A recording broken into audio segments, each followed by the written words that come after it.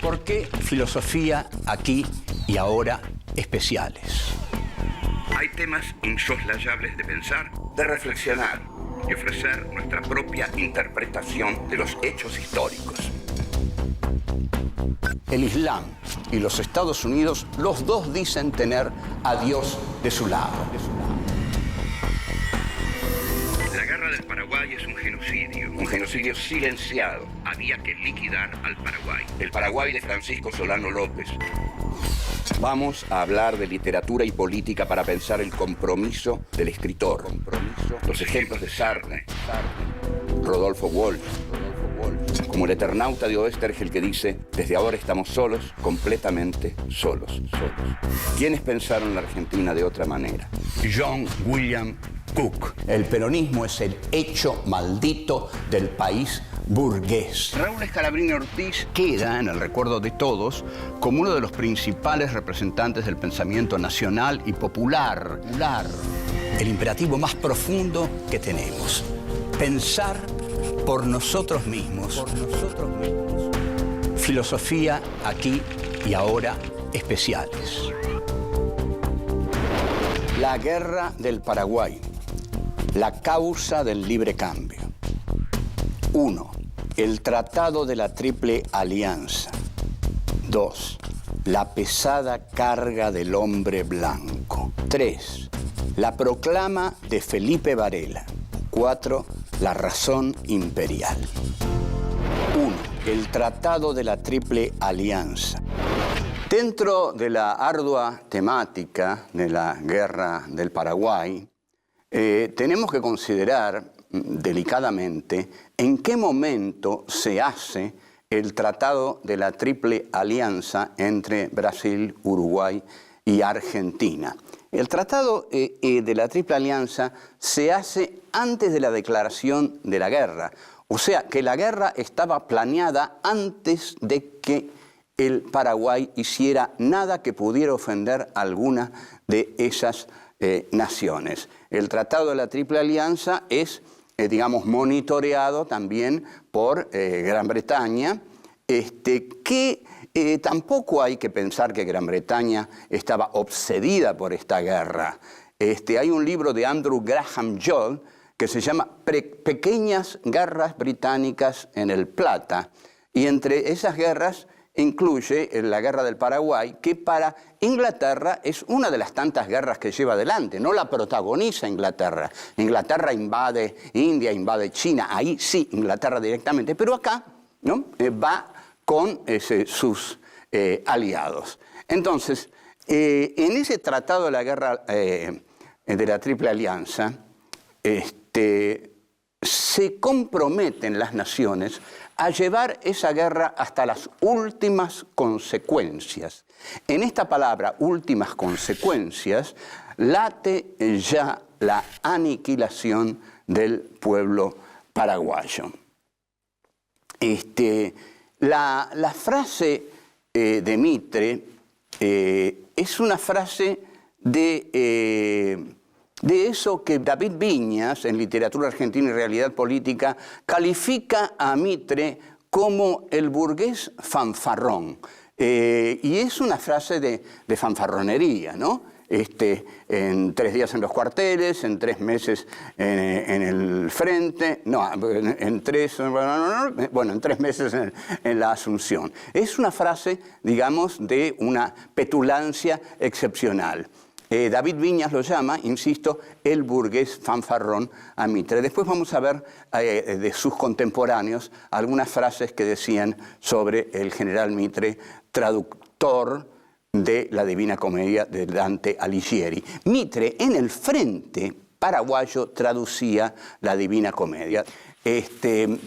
La excusa de Mitre es que Solano López, que le había pedido permiso a Mitre para pasar por Corrientes, y Mitre se lo niega, Solano López ataca 2 barcos argentinos. ¿Ustedes vieron cómo empiezan todas las guerras norteamericanas? ¿Cómo empieza Pearl Harbor? ¿Cómo empieza la guerra de Vietnam? También con el ataque a 2 barquitos norteamericanos. Bueno, Mitre aquí tiene su Pearl Harbor. ¿no? Solano López ataca a 2 embarcaciones argentinas y Argentina entonces, ¿cómo ocurre esto? A la guerra. Ahora, ¿cuáles eran los verdaderos motivos? ¿Por qué le convenía tanto a la Argentina que Solano López en todo caso cometiera ese error y le permitiera ir a una guerra que deseaba? Había que abrir el Paraguay al comercio libre. En un cercano pasado, nada menos que don Juan Manuel de Rosas había puesto cadenas al río Paraná. No, esto no puede ser. Dijeron los ingleses, este es un tirano sangriento que pone cadenas a un río. E imagínense que conceptualmente no hay nada peor contra el liberalismo que ponerle cadenas a un río. Eso sí que es interrumpir el libre mercado.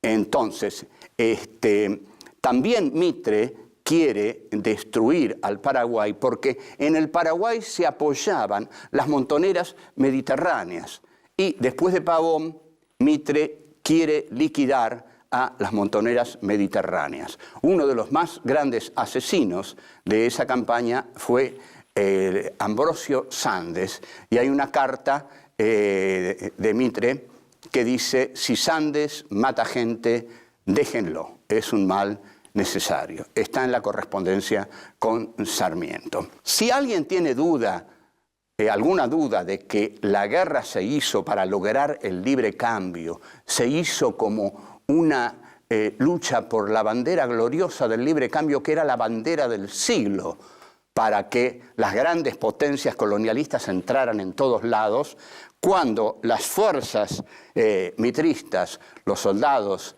de Buenos Aires, marchan al frente, Mitre les dice: en vuestras bayonetas lleváis el libre cambio. Así que está claro, lo que llevaban en esas bayonetas era el libre cambio.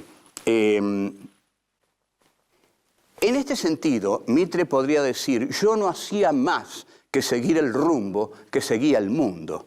Y uno le podría decir: sí, pero en todo caso usted debió integrar más territorios al proyecto de unirse al mundo. Debió integrar un país, no una ciudad. Lo que queríamos nosotros era hacer un país, no un territorio despojado y lleno de cadáveres, como lo que resultó de la guerra de policía de las provincias, como resultó del genocidio al Paraguay y al genocidio indígena con Roca. Lo que quedó fue la oligarquía de Buenos Aires, dueña de todo el poder, y tuvo que pedir entonces la inmigración ultramarina que llegó, y esa es otra historia, pero también los trataron mal. Bueno, volvemos. 2. La pesada carga del hombre blanco. La guerra del Paraguay se encuadra dentro de la historia del desarrollo del colonialismo. Tenemos que pensar un poco cómo el colonialismo se pensó a sí mismo para entender cómo sentía su misión histórica. Para eso tenemos que recurrir a un poema de Rudyard Kipling, que fue el poeta del colonialismo, que se llama, vamos a recurrir a su título nada más, que es clarísimo, se llama La pesada carga del hombre blanco. Para Kipling, el hombre blanco tenía la pesada carga de llevar la civilización a todos los territorios bárbaros. Entonces, esa pesada carga del hombre colonialista debe serle reconocida, porque esa pesada carga es digamos, muy meritoria, porque deben agradecer los pueblos colonizados que los colonizadores les lleven la cultura, la civilización, la modernidad. Entonces, el poema de Kipling, que este es un poco abstruso, pero dice: lleven la carga del hombre blanco, envíen adelante a los mejores de ustedes para servir con equipo de combate a naciones tumultuosas y salvajes. O sea, ahí va el hombre blanco para colonizar a naciones tumultuosas y salvajes. ¿Con qué va? va con sus armas, pero detrás de las armas viene la cultura, la civilización. Yo recuerdo que en cierta época algunos decían, la India, la India. La India no tendría agua corriente si no fuera por los ingleses. O sea que el colonialismo le da muchísimos beneficios a las naciones que coloniza. Les lleva la civilización. A esto se le llama el colonialismo bueno, lo que el colonialismo hace de bueno para los países salvajes y bárbaros. No olvidemos que esta gente está hablando de los países islámicos de África. No olvidemos la acción de los belgas en África, del Congo belga. No olvidemos la gran novela de Joseph Conrad, El corazón de las tinieblas, en la que se basa Apocalypse Now. Llevar la esperanza de todos ustedes hacia la nada. Pero esto Kipling se lo dice a los soldados británicos: no esperen recompensas. El hombre blanco no tiene por qué esperar recompensas. Le basta con llevar esta pesada carga, y con esta pesada carga y con la civilización que lleva, tiene que tener suficiente. Ahora, para Mitre, sin duda alguna, la guerra del Paraguay es parte de la pesada carga del hombre blanco. La pesada carga del hombre blanco en la guerra del Paraguay es llevar a ese país dominado por un tirano y por una tirana también, Madame Lynch, que era la mujer de Solano López, llevar la civilización. Esa es la tarea del hombre blanco. También Mitre se propone eliminar el gauchaje federal, cuya irracionalidad por pertenecer a las campañas bárbaras ya ha sido demostrada por Sarmiento en su gran libro Facundo, ¿no? Que es un libro que demuestra eso. En las campañas está la barbarie. La historia argentina no hay que entenderla por sí misma, porque la historia argentina se ha desarrollado dentro de la otra historia, dentro del mundo, dentro de la historia global de la humanidad. Así que no podemos ceñirnos a la historia argentina para entenderla solamente refiriéndonos a ella.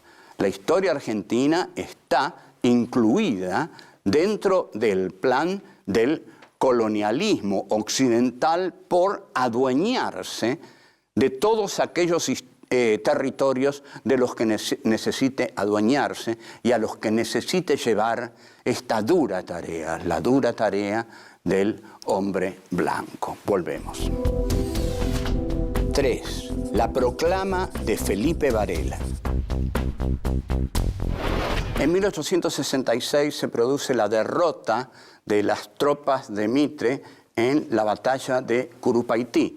Esto deteriora mucho el prestigio de Mitre, quien debe abandonar el frente. En ese momento, el que gobernaba era Rufino de Elizalde, uno de los hombres más fieles de Mitre, cuyo nombre ustedes conocerán por algunas calles, por algunos edificios, porque, digamos, la ciudad de Buenos Aires está adornada por los nombres de aquellos que hicieron la historia oficial, la historia de Buenos Aires. Ahora, el frente interno de Mitre, que realmente lo preocupa, y que hay una carta de Rufino de Elizalde en el archivo Mitre, en la cual le dice: regrese con los batallones de la guerra del Paraguay porque ha estallado un serio conflicto en el frente interno, es el de El Quijote de los Andes, Felipe Varela. Felipe Varela ha llegado al país, ha nucleado una importante cantidad de gauchos levantiscos y además, lo que realmente preocupa a Mitre y a Rufino de Elizalde es que los desertores del ejército que ha ido al Paraguay se unen a las montoneras mediterráneas. ¿Por qué se unen a las montoneras mediterráneas? Porque esos soldados ven la guerra como un asunto de Buenos Aires. No pueden ver la guerra como un asunto de la patria. La guerra esa, dicen, esto es una cuestión de Buenos Aires. Nosotros no tenemos nada que ver en esto. Felipe Varela incorpora a los desertores de Mitre, más sus propias tropas, entonces lanza en 1866 una proclama y en 1868 un manifiesto que están basados en el pensamiento de Juan Bautista Alberdi, muy conocido por el bárbaro Felipe Varela, que leía muy bien a Alberdi. Y Varela entonces dice: ser porteño es ser ciudadano exclusivista, ser provinciano es ser mendigo de la patria, sin libertad ni derecho. Fíjense las cosas que se decían en las provincias, las cosas que se decían en las provincias contra la orgullosa, absorbente y dominadora Buenos Aires. La proclama de Felipe Varela dice muy estentoria y ardientemente: soldados federales, nuestro programa es el de la práctica estricta de la Constitución jurada, el orden común, la paz y la amistad con el Paraguay y la unión con las demás repúblicas americanas. Porque en Varela está la idea de la Unión Americana, la misma de Bolívar, en efecto. Y en el manifiesto de 1868, Varela empieza diciendo: viva la Unión Americana, y en esa misma época, en distintos países de América, se crean sociedades de la Unión Americana.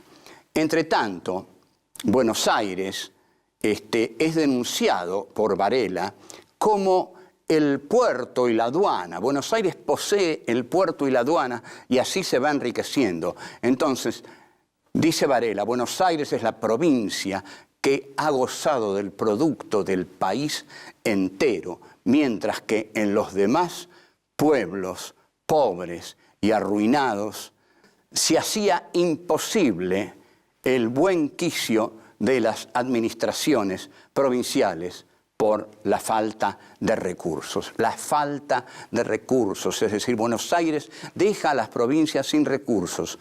¿Por qué? Porque Buenos Aires hubiera debido ser el principal comprador de los productos de las provincias. En cambio, les cierra la puerta y las deja libradas a su suerte. Se da así un proceso muy interesante de colonialismo interno, porque hay colonialismos externos y hay colonialismos internos. Buenos Aires, dice el manifiesto de Varela, es la metrópoli de la República Argentina, como España lo fue de la América. He ahí, pues, los tiempos del coloniaje existente en miniatura hoy en la República Argentina. Esto está tomado de los escritos de Alberdi, quien fue un enorme cuestionador de la guerra del Paraguay. Alberdi, en efecto, decía lo mismo. En los póstumos 5, que hay un libro que se llama